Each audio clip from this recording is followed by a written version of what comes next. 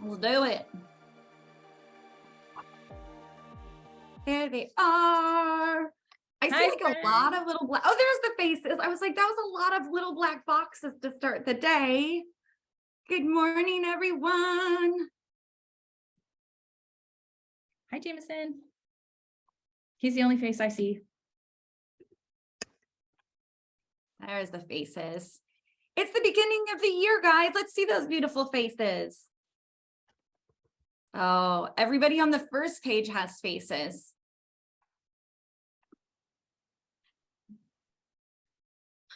All right. Look at all these people popping in. Yay. It's 9:03. That's when like the mass of the people come in, Katie. Like they're trickling in. Something about that 9:03. I love it. Well, we've got a jam-packed day, so should we just get started? Yeah, let's do it. Let's do it. So first of all, Happy New Year. Feliz Año, everybody.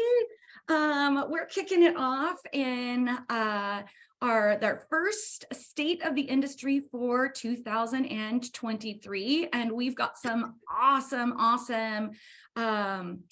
announcements, some great speakers. So before we get started, we're going to start out as we usually do. I am Leslie Hilbert, the general manager for the Experience Brokerage Network, here with my partner. So who are you, Katie? I am Katie Hardman. I am the Chief Opportunity Officer for the Experience Brokerage Network, also the team leader of Keller Williams Sunset Corridor. And the reason that we always introduce ourselves is because every month we've got so many amazing new faces. So that leads us to welcoming the 12 new XPN and KW family members that have joined us since our last call way back in 2022, 1 month ago. So welcome to all who have joined us for the first time on our State of the Industry. And if you're not used to this format, that's okay, because we're changing it up this time. We typically start with like announcements, fun things coming, this time some award winners, but we're going to change it up this time and we're going to go backwards. So you have to wait till the end to hear who has won our fourth quarter takeover, because we have winners and we have the prizes and we're super excited. But we wanted to start this year off talking about motivation, productivity, and like how are we building wealth in 2023? So we've brought on an amazing presenter to talk to you about these things specifically. You may know who he is because he actually flew all the way out to Oregon last year for our best attended Master Series event. He is also an author. He is a motivational speaker, and he is a co-host of the podcast Win, Make, Give. And I know so many of you are going through his wealth series right now. So I'm super excited. I don't know. I want to call you my friend, Chad. I'm excited that my friend Chad is here to talk to us this morning. So Chad, welcome. And thank you for being here. My pleasure. And hello, West Coast. I gave up lunch for all of you today. So this better be good, because it's lunchtime in my regimented world. So yes, it's good to see some of the faces down the side. For those of you who did not turn your video on, my first question to you would be, why the heck not? That's the whole purpose of Zoom, is to be able to see the people to interact with. So stop hiding behind your name on a thing. I'm also going to tell you, if you're not a regular on Zoom, you should go to the bottom of the screen. You should open up the chat box, because we're going to have an opportunity to interact a little bit here. So I'm really excited to be back. If this goes well, maybe I can start every year, right? We'll just keep going. I'll be your January person next year as well. The way we did the mastermind and the way this is going. Here's the thing, folks. I have a hard stop. That's why the ladies were so kind to mess up your agenda and do it out of order. I just want you to understand. I have a hard stop. So I'm going to start with giving you some of the stuff I would normally give you at the end, just in case we run out of time. And Katie, I'm okay if you want to put this in the chat box for everybody. I'm going to give you my email address. I'm going to give you my cell phone number. Okay. So if you need me after this, or you're like, I had a question, I didn't get to ask it, please help me out. My email address is chadhyams@gmail.com. Simple. My name, chadhyams@gmail.com. It's spelled Hyams. For those of you who don't know how to spell my last name, it's confusing. My cell phone number is 678-879-7748. So you can text me there. No, if you call me, I won't answer you. I won't know who you are. I won't answer. I don't answer calls I don't know unless you're on my calendar to be scheduled to talk to. So if you have any questions at the end, this isn't where we're going to interact during the call. If you have any questions at the end, do me a favor, shoot me an email or shoot me a text and let me know you're from the group, and I will get to you so that I can answer things. So the ladies said to me, Chad, can you come join us and get us going for the year? And I said, absolutely. I said, what do you want me to talk about? And they gave me a list of about 7,000 things they wanted me to cover for all of you. So we're probably not going to get all of it today, folks. Yet I want to dive into starting with the wealth series. It was one of the things Katie mentioned, and she wanted to help, and hopefully, and I'm going to see that you all know how the chat window works here. Hopefully you're taking the wealth series from Win, Make, Give. If you are, do me a favor, type it in the chat window and say yes, or I'm in, or something along the lines, just so I can see that we've got some people taking it. Okay, good. Folks, I'm going to give you one reason to take it. I mean, just one reason to take it. Ben is giving away $10,000 at the end. I mean, okay, that alone is a reason to take the wealth series. All you need to do is listen to 2 podcast episodes a week, do the homework that comes with it. Yes, you can catch up because we're only on episode 3, just dropped on Monday. You can absolutely get caught up really easily. And you just have to have the answers to all the homework questions done and submitted by the end. You'll find out when that is. It'll be sometime after family reunion, probably. Here's what I want you to know about the wealth series. 1, you should be taking it. We can talk a little money here. I'm going to ask you questions in a second and get you going on money. Yet 2, I want you to realize what an opportunity it is for you. Okay. You should be inviting your whole sphere, your whole database should be invited to the wealth series. You should make it look like you are the one who is facilitating this amazing content that we have. You see, they don't have to do it on a certain timeline. That's just to win the $10,000. Yet you should be sending it out. You should have people emailing you to enroll in Win, Make, Give's wealth series through a Google Sheet. So you capture all their information and then you go register them at winmakegive.com/wealth. We will send them emails. We will send them the podcast. We've already created the workbook that's there for them to download. You don't have to do a dang thing, except I would recommend once a week, you do a Zoom call for your people and just talk about what you all learned that week. You will now be the source of value to them. And when we tell them to invest their money and buy property, guess who they're coming to now? Because they, 1, have the money, and 2, we're given this amazing tool from their real estate agent. So understand how you can use things like this. Use the value that we are providing for you. Okay. It's winmakegive.com/wealth. You all should be doing it. There's so many things. I don't want to just basically stand here for 20 minutes and recite the podcast to you because there's way too much content. Right? This is how much we love doing this and giving this. I live in Atlanta now. I'm getting on a plane and flying to Bellingham Saturday night. We are going to record all day Sunday, and then I'm going to get on a red eye to fly back to Atlanta for stuff I have Monday, because we want to get this content put together for each and every one of you. So in a place where it's going to help you by us being able to share, here's the thing I want to ask. I want interaction from you. Think for a second before you answer this question. How much money do you spend a month on Amazon? Type it in the chat box. Even my cat got upset at that one, right? I don't know if you actually picked her up in the background, but as soon as I asked that, she was like, meow, right? Because she knows that her stuff comes from there.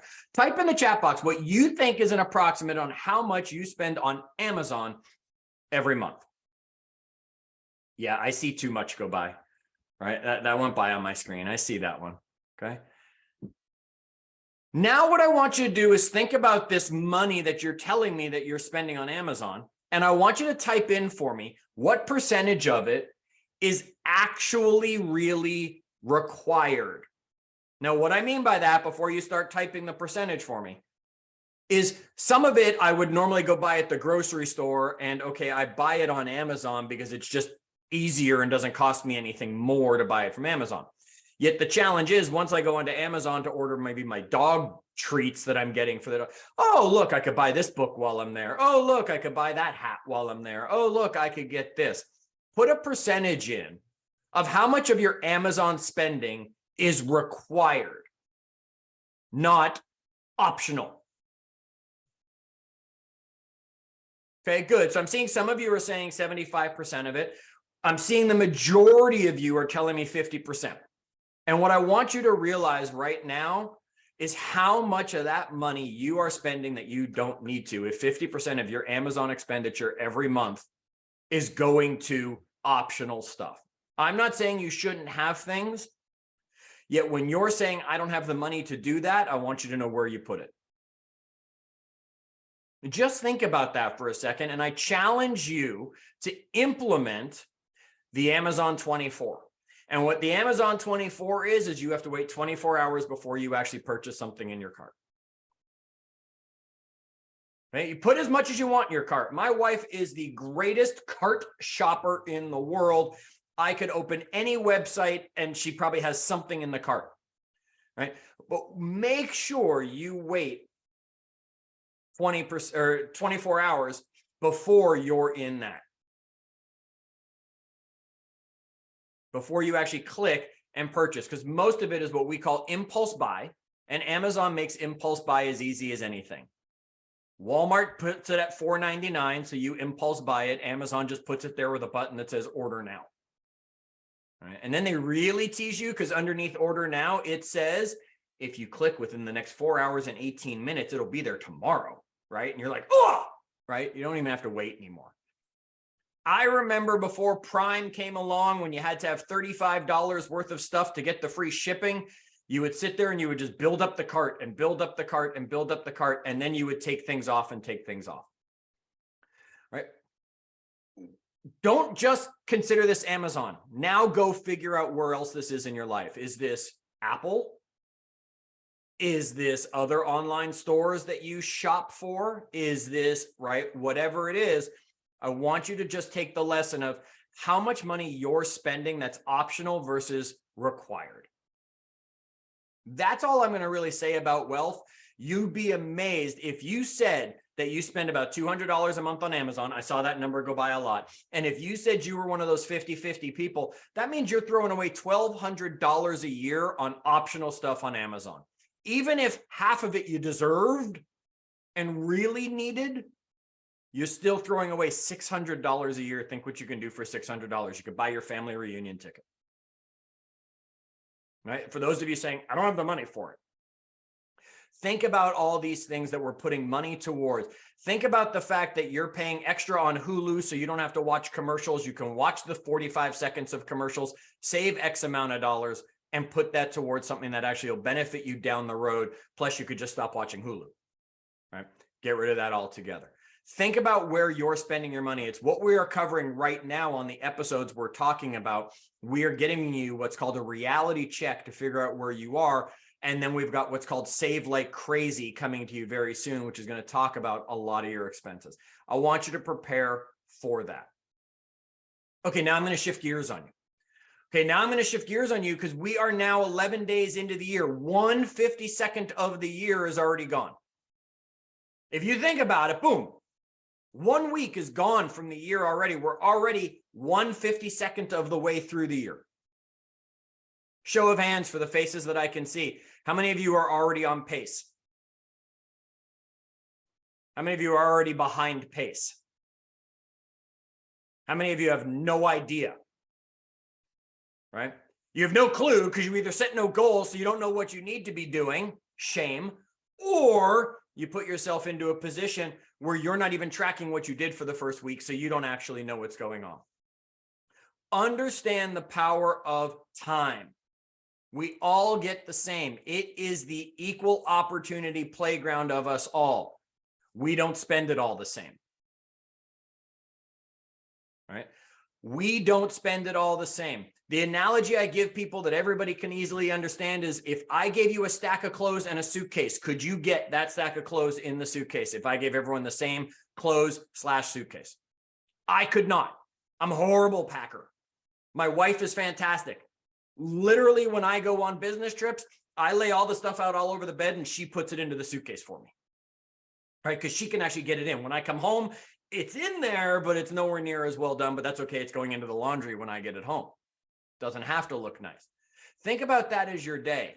And if you can't get whatever you need to into that day, you need a second bag. Now, what does a second bag mean? It means leverage, right? What isn't going into your day that you can start giving to somebody else? Think about it in that way, because you're already falling behind. Okay. Anybody who's on pace for the year already, it's probably because you had a good November and or December. So you have those opportunities coming through. So you feel like you're on pace. Are you making your contacts at the level you need to make them? Are you doing your job at the level you need to be doing it to get this year moving in the right direction? Okay. I talked to you about goal setting when I was there last year. I want to quickly go over the 3 levels of goals that you should be setting for yourself every year. Okay. First is, my terms just went right out of my head, right? 3 levels of goal. The first one's an easy goal you should be achieving, right? It should be something that you can easily complete. You can get to very easily. It should be right there for you. It should be one that you high five as you go past. If that is your goal and that is what you achieve for the year, shame on you for only getting there. That means you didn't truly set goals. Okay? Incremental success will keep us going. What you then need to set is what we call a possibility goal. And a possibility goal, other term you'll have heard, is a stretch goal. A possibility goal is, if I work hard enough, I can get here. Odds are you won't get there. Nothing wrong with not getting there. Understand, I will take you back to Gary Keller's first year in real estate. Gary Keller had a goal to sell 24 houses his first year in real estate. On October 31st, he closed his 24th house. Basically, he was averaging 2 a month to make that happen. How many homes did Gary Keller sell in November and December of that year? Don't answer. I didn't warn you there would be math.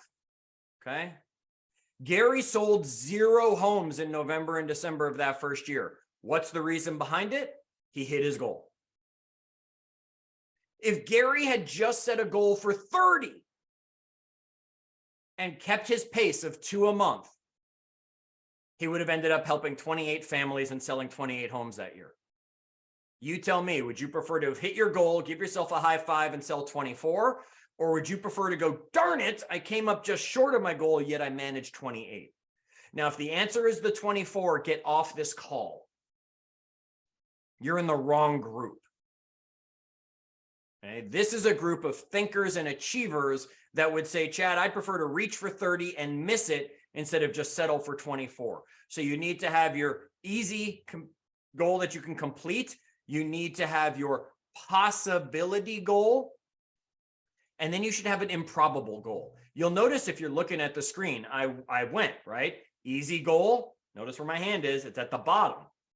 Possibility goal, I'm pushing for the top of my little box here. Improbable goal, you're not getting to. Not this year, at least.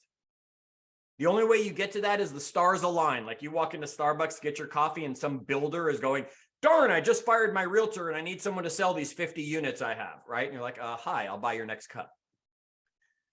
Right? That's the only way that kind of stuff happens. Yet we have to dream for it.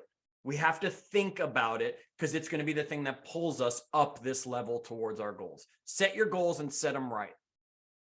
You can't set goals going forward if you never look back, because history is doomed to repeat itself. Right? You don't have to type all those letters. You knew the answer.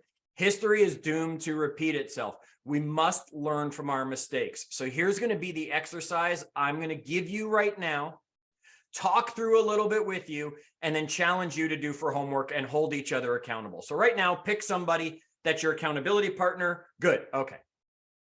Connect with that. Right. You're all pointing or typing, or you know who that person is because they sit near you, whatever it's going to be. Here's what I want you to write down. I want you to write down 3 answers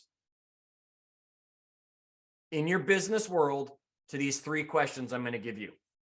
What did you do really well in 2022 that you have to do again and how can you plus it? That's question one. What did you achieve? Okay. What did you achieve? What was the action that helped you achieve it? And how do you plus it? So one of my coaching clients said to me this morning, Chad, because we hadn't talked since the beginning of the year. She said, Chad, on my review, that answer is I did YouTube really well. What do I need to do to plus it? I need to go 2 times a week with YouTube video postings instead of just 1 time a week. But it brought me $50,000 worth of GCI. So I know I did it well. I need to do it better. One of mine said, I did my client appreciation party really well because it brought me a lot of business. And she said to plus it, I'm actually going to do not just a holiday one, I'm going to do a summer client appreciation party.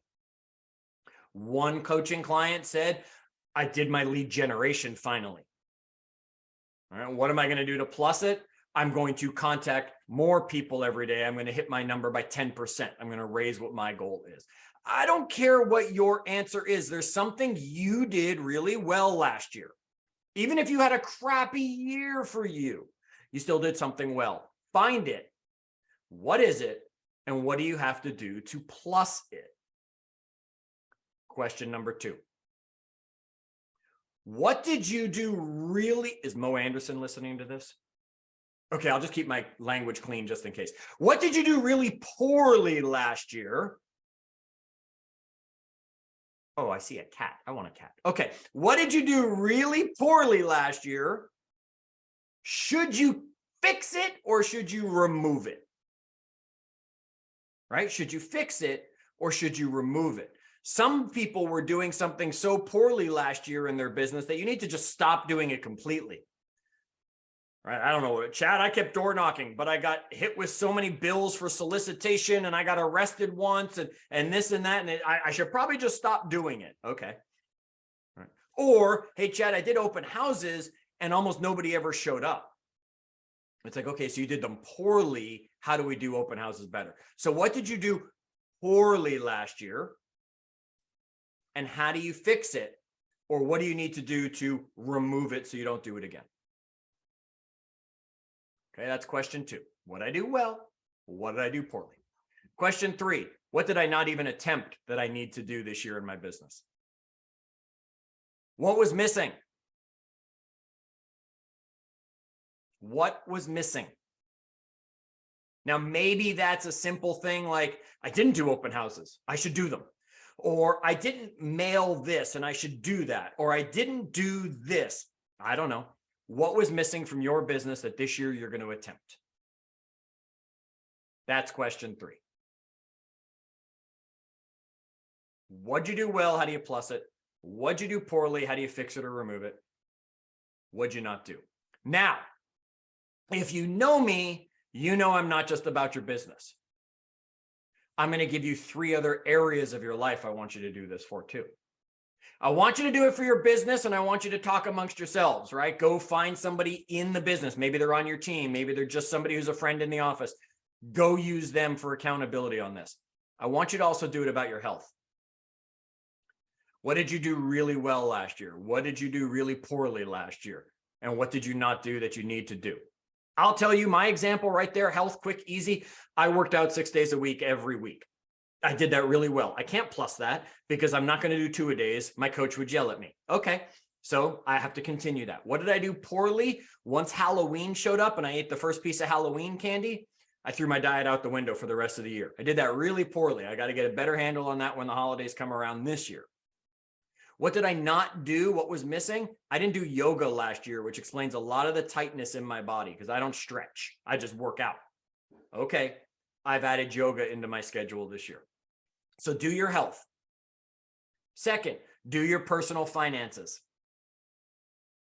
What did you do well with your money last year? What did you do poorly with your money last year? And what did you not do that you know you should have done? Maybe you didn't have a budget that you didn't check. All right, whatever they're going to be. Maybe you didn't make that investment that you know you're going to make this year. And do it in your key relationship in your life. Now, you might have more than one key relationship in your life, and that's okay. Do it for the key relationships of your life. What'd you do really well? I know I had my wife's back. We did a whole remodel as we moved back to Atlanta. I had her back with our contractors, and I took the fight to them on her behalf so she didn't have to worry about it. What did I do poorly? When I got frustrated with a contractor, sometimes I took it out on my wife instead of, which is not where I should have taken it out. I acknowledge that I did it. What did I not do that I need to do? I stopped dating my wife because we were so exhausted from the remodel that a date to us was, oh, good, everybody's out of the house by 8 o'clock, right? We were like, quiet, okay? So I've got to add that back in. And what have we been doing? We've been doing that so far this year. Think about these things. What'd you do well? What'd you do poorly?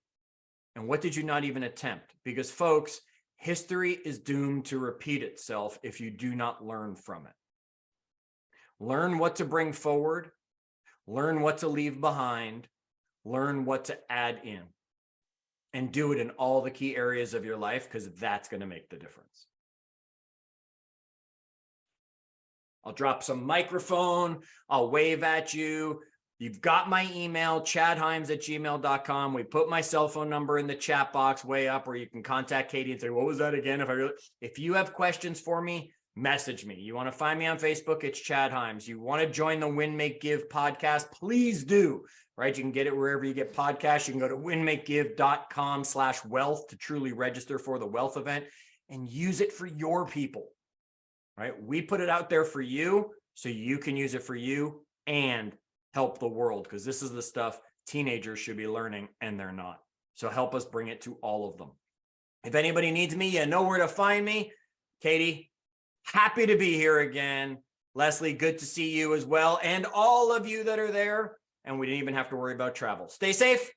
I'm out here. I'll speak to you all later. Thank you, Chad. We appreciate you being here and starting another year off strong.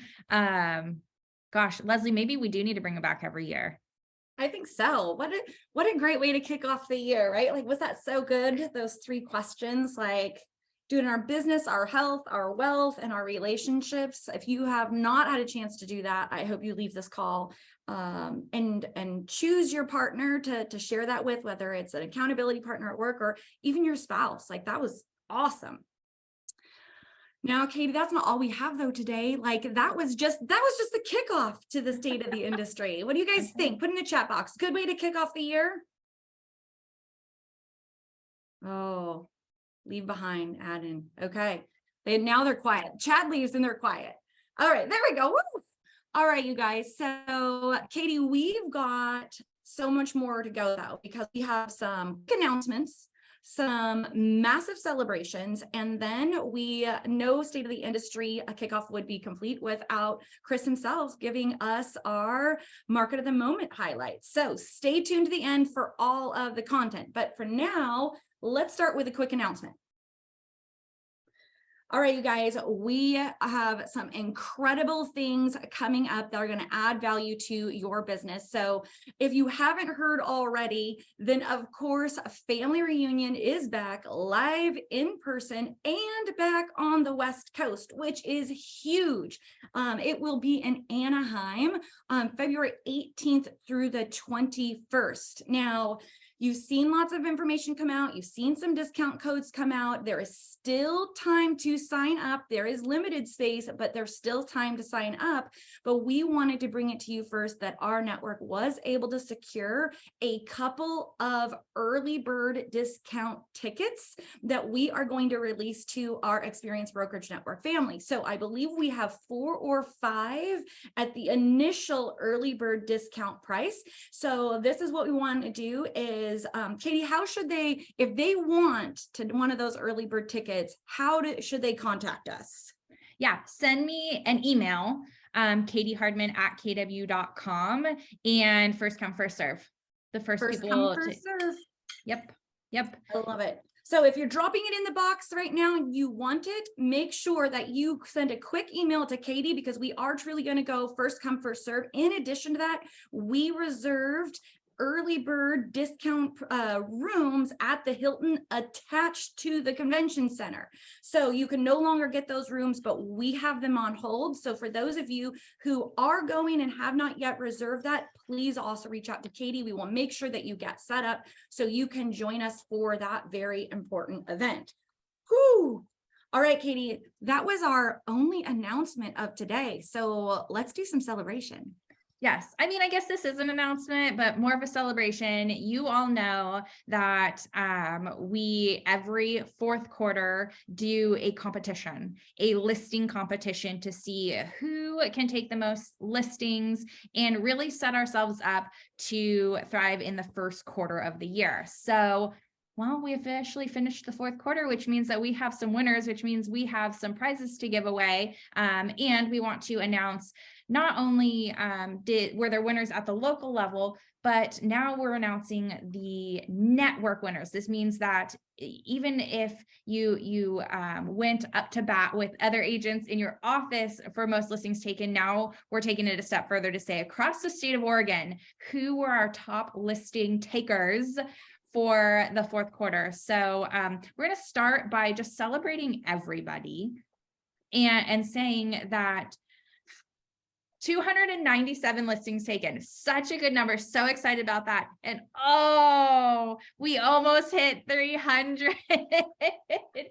So congrats to everybody. Huge shout out to Southern Oregon that threw down with 110 listings taken in the fourth quarter. So October, November, and December of 2022. Sunset Corridor with 80, Eugene, Springfield, 870, nice round numbers, everybody. And then Capital City with 37. So huge shout out to everyone who took a listing in the fourth quarter and contributed to our competition. We are proud and honored to be in business with each and every one of you every single day. And there are some people that rose above. And so we have 4 categories. Rookie, which means that your first year in real estate was October 1st to December to December of the last year. So you were in your first year in real estate during the competition. So our rookie winner for the fourth quarter takeover is Jeannie Hack out of Southern Oregon with 2 listings taken. We actually had a tie in multiple categories. This was one that there was someone else who took 2 listings. And so we had to do a tiebreaker of listing volume taken. So Jeannie not only took the most listings as a rookie, but the most listings and the highest volume for listings taken. So congrats to Jeannie, and we'll wait to the end to announce prizes. Next category. Solo. This means it's a single agent that took this number of listings. And again, we had a tie, and our tiebreaker, our winner overall by listing units and listing volume is Heather Wright out of Sunset Corridor. Congrats, Heather. 4 listings taken. All right. Next category, the team category. This means 2 sales agents combined did this, took these listings. And the team is the Kelleher team out of Southern Oregon with 13 listings taken. Blew everyone out of the water. Sorry, everyone else. Blew everyone else out of the water. So congrats to Team Kelleher for taking 13 listings in the fourth quarter. All right. That's a lot. That's a lot. That's a lot of listings, especially in the fourth quarter. Now group, this means 3 or more agents combined on a team or group are making up these numbers. And our winner for the group category, the Mary Gilbert Group with 30 listings taken. Congrats, team, on a huge victory. Again, blew everybody out of the water. Sorry, everyone else. And congrats to the Mary Gilbert team for going strong through the entire year. Huge congrats. Now, what did all of these people win? Well, we know that family reunion is right around the corner, and a lot of people won't be able to go to that event, but we wanted to give some people an opportunity to go to the next big event, which is, congratulations, everybody. Woo! I feel like we need to stop and do one of these. Yay! You have earned a ticket. So each category will get one ticket to Built How from the network. So the event is March 22nd through the 24th in Palm Springs. Congrats, and I'll get in contact with each of you to get your ticket in the right name. But we are excited to help you to build your business even farther in 2023. Now, that doesn't mean that you can't get a ticket even if you weren't the winner. Some of the speakers last year, if you're interested in attending this event, were Ben Kinney, Debbie DeGroat, Chris Suarez, Via Williams, Chris Stewart, Molly English, Brian Gubernick, and Brenna Burchard. So huge lineup of people. Michael Phelps was even speaking last year. So I can only imagine what the lineup for this year is going to be. And we'll be releasing more information soon, but awesome event. We're excited to send 4 of you to the event. So congrats to everybody. Yay, congratulations. Awesome, awesome job. Almost 300, Katie. We were so close. So close. And once again, I want to say huge congratulations to Southern Oregon for throwing down in 3 out of 4 categories, but congratulations to every single agent who took a listing in the 4th quarter. So that was really exciting to see, and excited to experience Built How with you in March. So okay, Katie, so now that we've done announcements and celebrations, we're going to do a quick year in review. Now, if you were with us on our December State of the Industry, Katie and I did the full rundown of all of the things that we launched, all the new programs or value adds or marketing, etc., that we brought to the Experience Brokerage Network. But now that the December production numbers are in, we wanted to do a quick year in review so you can see how 2022 worked out in the transactional and production and growth world. So let's kick it off with our growth numbers. So in 2022, we officially welcomed 251 licensed agents to the Experience Brokerage Network. And that is just our licensed agents, new family members, and does not include our amazing success team members, leaders, etc. So 251 new licenses, and plus a whole lot of very important people in addition. We also launched 9 new office locations throughout the state of Oregon, expanding our territory, our service area, and our agent referrals across the state. So great year for growth. In our production category, oh, did it go, Katie? There we go. In our production category, over the course of 12 months, we took 2,048 listings for a total listings volume of over 1.8, wait, those numbers are wrong. That should be 981 million in listing volume. So we'll swap those and get it right, for a total of 3,883 closed units, equaling over $1.8 billion in volume. And we get distributed over $43 million in GCI back to our agents here at the Experience Brokerage Network. So awesome year. Lots of changes in 2022 and lots of things to celebrate. Now, Katie, I'm going to kick it to you for the next 2 celebrations to close out the year. You guys have seen this already, and we just wanted to, again, thank you guys, because we wouldn't win these awards without you. So one of the 2 awards that the Experience Brokerage Network won in 2022 was Top Workplace. And what's special about this is not only were we named the top workplace for the year, but this is our 3rd year in a row. So we are thankful that you continue to be our partners in business and continue to love where you work, and help us welcome 251 more people to this amazing place to work. But just wanted to remind everybody, we won this amazing award, and we're very thankful that you contributed to helping us get that and loving where you work. The other one is, and this one we haven't shared, we were named Oregon's most admired companies by the Portland Business Journal. So huge congrats to everyone who is a part of our network, because this is your award, most admired companies. And there were some big names in there. So congrats to everybody. Thank you for being a part of our network. We couldn't do it without you.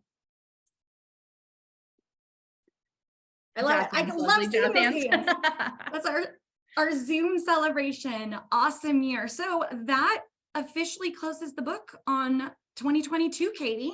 It does. Can you guys believe, are you like still writing 2022, or have you started writing 2023? Like, I don't know. I'm still stuck. I'm struggling. We'll catch on by hopefully the mid-month. Okay, you guys. So now, before we go to our final guest, I just want to remind everybody that Chad dropped a lot of amazing things. He included his email, his cell phone. We dropped in links for Win, Make, Give. And if you did not catch them in the chat box, also remember not to worry that we put together a wrap-up email at the end of every single state of industry, which includes the video recording, so you can go back and review that content again, as well as the slides, as well as any of the links to resources. So not to worry if you didn't catch them in chat, or if you're not in a place to write those down, you will get all of that information within 24 hours of the end of the State of the Industry call. And you can always go back and watch these recordings on our Experience Brokerage Network YouTube channel. So if you also like today, you can also share that with other agents in your market centers or other agents in the industry. So with no further ado, Katie, we're going to wrap up the first State of the Industry of the year with our amazing OP, Chris Suarez. We are, and we have to apologize because we wanted to give him more time, yet he had so much content that we're actually going to extend this conversation to later today. So we are going to start an economic conversation today with Chris. And then if you want to continue a market of the moment and economic conversation with Chris, join us today. And I'm going to put the link in the chat. Actually, Jordan's going to put the link in the chat for me for the Zoom today at noon, where we are going to deep dive into this conversation. So if you want to continue an economic conversation, we hope you can join us today at noon. However, we're going to start that conversation now. So Chris, I think you're here. I hope you're here. I'm here. I've been here. Everyone's like, where are you? I'll just scroll down. I'm just at the bottom of your screen. Hey everyone. It's good to be here. And as Katie explained, our goal this afternoon is to take an entire hour and go through really what's going on in the marketplace, and more than that, because most of us see it and feel it and know it, but what data can we pull and share with our buyers and sellers. So we're going to take much of what we'll sort of just preview real brief right now, and dive into sort of buyer and seller conversations later today. So hopefully we can have everyone make it. We'll shoot to record that as well. But more than anything, over the past sort of month or two, I know everybody's trying to figure out what the heck is happening. What do I tell a buyer? What do I tell a seller? What do I tell myself? Really, what are the economic indicators of the sentiment or the emotions in the market? So I'm just going to probably share 3 slides with us this afternoon or this morning, and then we'll go through like 60 of them later. Not really, but close. So let's just talk about big picture from a real estate perspective. This is really for us, not our clients, but for us to recognize, hey, there is definitely something going on in the market, and we feel a certain way because there are certain changes or adjustments or pullbacks, and what are they?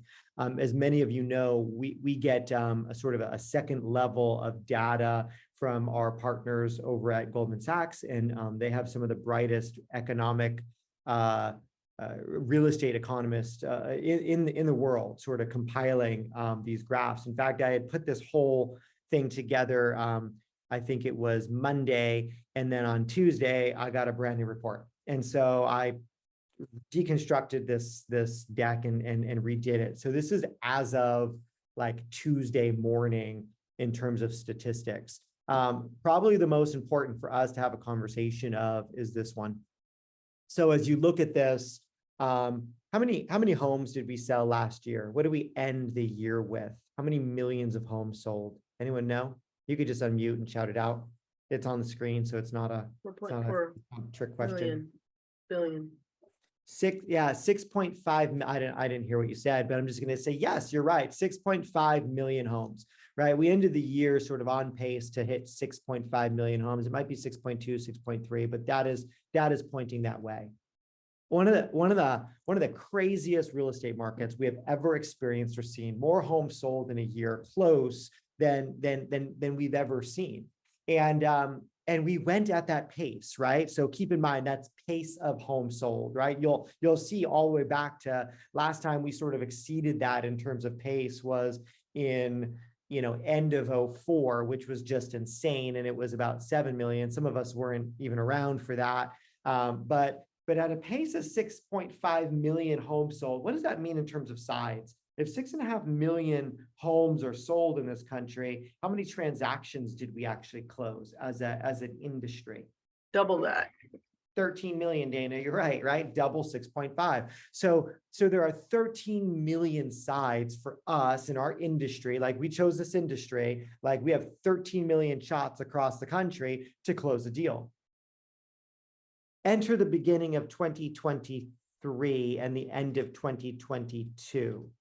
Currently, what pace are we closing homes at? If things remain the same for the rest of first quarter and second quarter and third quarter and fourth quarter, how many homes would we close at the end of the year? Almost the lowest ever. 4.4.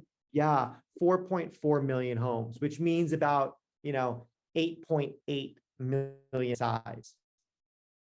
35% drop in homes sold in the country. And that's probably going to be dead on for the year. And so some of us wake up and we say, some of us woke up super busy always. And we say, this feels weird. It feels uncomfortable. I don't know what's happening because we're 35% less busy, right? We have 35% less inquiries. We have 35% less emails. We have 35% less voicemails. We have 35% less texts. Like the reality is, if you're feeling uncertain or nervous about what this year is going to bring, you shouldn't, because you see the data. It's going to bring 35% less homes sold across the country. Now you say, yeah, Chris, that's national. What about Portland? I know we like to think Portland's special / weird, and is. But the reality, or Oregon is different, right? Like I'm saying Portland, I think Portland, but we might, well, Eugene is an anomaly because we continue to have people moving up from the South and Medford, like there's just so much growth. And we look at Salem and like, it doesn't matter. The state of Oregon is beginning to reflect the numbers that we're seeing at a national level in terms of activity. So what does that mean? We're going to talk about this later. But it means if you do the same things that you did in 2020 and 2021 and 2022, that you are going to be on pace for a pullback in your revenue and your pullback in units and pullback in work by about 35%. And some of us may look at that and say, okay, noted. I know what I did. I don't want to do anything different. I'm good with that 35% pullback. I've made some adjustments in my personal life and my spending and my expenses. And so I'm gonna be good with that. Others are not good with that. Like others have built businesses that need to support more units or built a lifestyle that needs to be supported by more units. And the fact is unless we do something different in 2023, we can't expect to be at the pace or our business to do what it did in 2022 when there's just 35% less addressable market. So that's what we have to understand, right? If we're outside this industry looking in, there probably aren't a lot of people running towards a business or industry where there's 35% less available sales. It just isn't. And so where some in the industry and some brokerages in the industry are saying, well, good news is 600,000 real estate agents are going to exit the industry. I have a real problem with that. And I'm just being honest. Like, those 600,000 human beings got together with their families and had conversations over supper about the husband leaving a job and getting his license, or a wife saying, hey, I'm going to get my real estate license, or someone coming out of college saying, hey, this is going to be my career. Like, it's not what should happen. I feel for every single agent that made this a career. And we just need to acknowledge the fact that we shouldn't wait for people to leave so that there's more business for us. If we need more business, we just need to do things differently. And if we don't, then expect your business to be down by 35%, individually, as a team, as an office, as a network. So you can see that this is a very important conversation to have if we're going to make it, if we're going to get through what we built for, the level of activity we built for, and the level of activity that we find ourselves in. Now, aside from that, forget the running and the hustling and the schedules and the activity level and the phone calls. Like, aside from that, we are dealing with just motivation changes as well. Here, let me just share one thing and then we'll get to motivation. But here you'll see, and I think this is, we kind of glance over this real quick, but on your screen, there are two lines, and we'll look at this later today as well in more detail. But those two lines show pending home sales and existing home sales. Existing home sales, like, well, look at where we are right now, about 4.7 million homes if things continue. That's what we're closing, which is a backward indicator of the market. But what does our pending home sale index say we're at? Anyone feel like November was a really weird month and December was maybe even weirder and January shaping up to match that? You know why? Because we're pending homes at a 3.6, 3.7 million home sales per year rate, like not even 4.4. Does every home that pens close? No. So what does that mean when numbers come out in 30 days and 60 days and 90 days? Like, the reason why we feel stress and emotion right now is because the addressable market like nearly evaporated. Now, there's things that we can do. This, and then I'm going to leave it with this last graph, Katie. But this, I think, is wildly telling. And this Fannie Mae and Consumer Confidence Index puts the same thing out, but that's overall. But Fannie Mae goes out and says, hey, I'm going to tell you what the home purchase sentiment is. And this isn't a percentage, so look at the number just as an index, right? An index is a moment in time. I think they started this index in 2001, and they say, okay, what's this home purchase sentiment index in 2001? And from that point forward, we kind of see where we're fluctuating. Are we going up or are we going down? And what has happened over 2022 and into 2023 around the home purchase sentiment, the confidence sentiment around buying a home? Well, it's not amazing, right? And you feel that today when you feel like you're begging people to buy or convincing someone that they should, or like fill in the blank.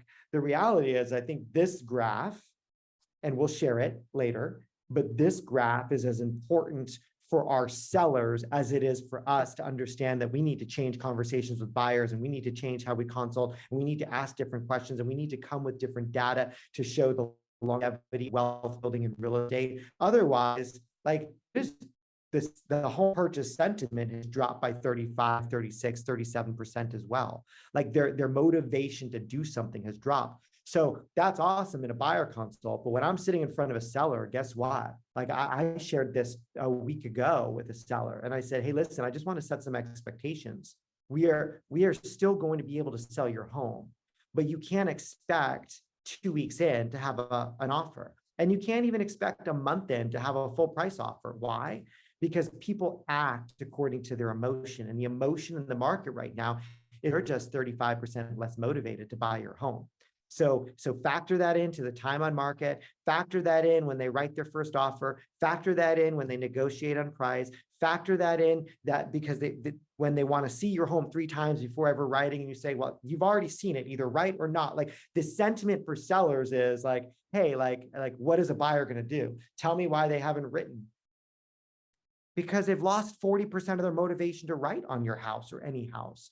but setting the expectation and getting them on your page will solve so many problems once you're in relationship with that seller and bringing them down the path of getting it sold, because that is a challenge as well. We're seeing deals fall apart at higher rates. We've seen about 4 or 5 years right now back on markets across Oregon.